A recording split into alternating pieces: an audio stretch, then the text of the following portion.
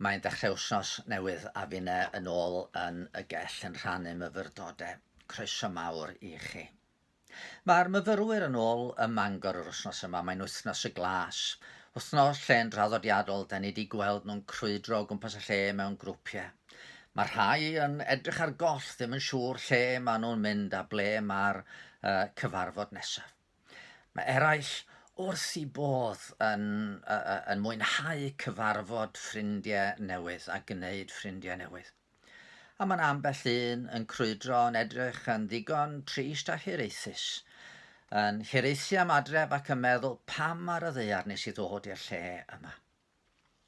Ond eleni, mae'r teimlad yn wahanol rywsut. Dwi ddim wedi bod ym Mangor uchaf eto I gweld nhw, ond mae yna bryder fan yma, fel ym mhob tre Brifysgol arall drwy'r wlad. Sut fydd hyn yn effeithio ar achosion Covid-19? Mae rhai wrth gwrs yn falch o weld y myfyrwyr yma. Mi fydd yn help i'r economi leol.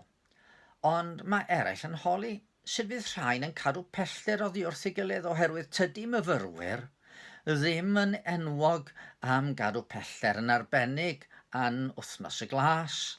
A nid jyst sut fyddan nhw'n cadw pellter oddi wrth I gilydd, ond sut fyddan nhw'n cadw pellter oddi wrtho ni, y bobl leol.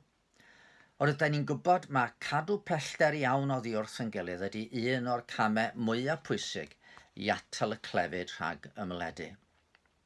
Yn wir, dyna un o'r pethau sydd wedi bod yn fwyaf anodd yn ystod y cyfnod yna. Mae peidio cael cyfleidio yn teulu am amser. Di bod yn anodd oherwydd mae yna rhywbeth mewn coflaid sy'n gymaint o gysur. Mae peidio gweld a chyfarfod a'n ffrindiau wedi bod yn aberth. A da ni wedi clywed dro ar ôl tro, mae dod yn agos at yn gilydd yn beryglus. A rhybuddion a rheolau yn golygu gofal. Ac nid y lleiaf o'r problemau ydy sut mae ail ymgynnull yn Capel anheglwysu.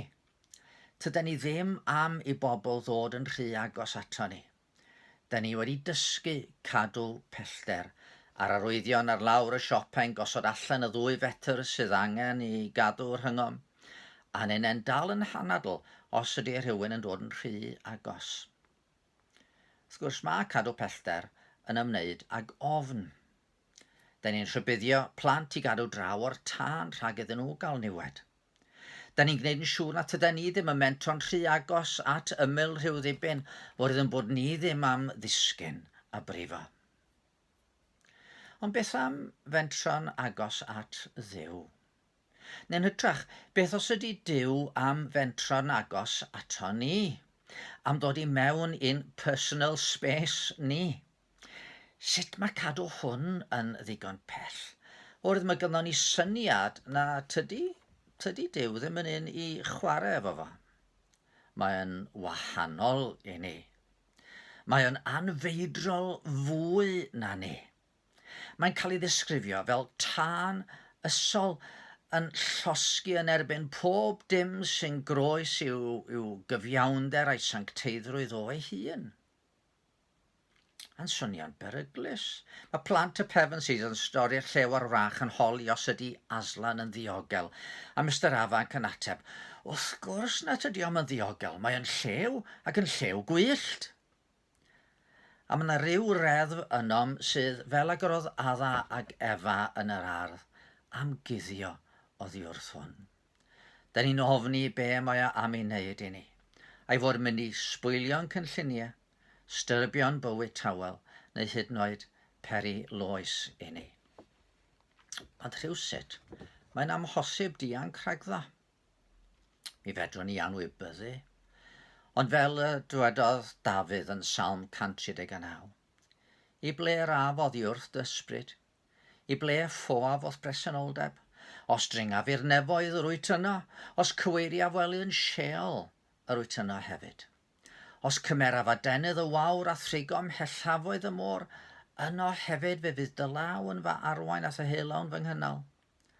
Os dywedaf yn sicr bydd y tywyllwch yn fy nghuddio a'r nos yn cael amdanaf, eto nid yw tywyllwch yn dywyllwch I ti.